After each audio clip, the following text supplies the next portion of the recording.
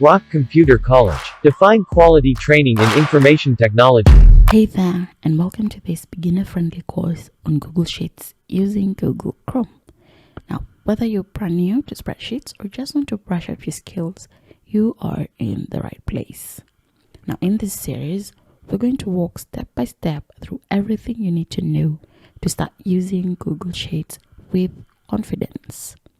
We'll learn how to create and organize your own Google Sheets, format and edit data to make it clear and readable, use simple formulas such as sum and average, and build charts, store data, and even share your file with others.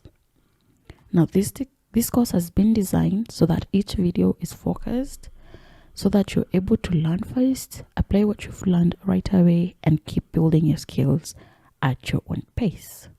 Now, in the next video, we'll open Google Sheets from Chrome together and create your very first spreadsheet.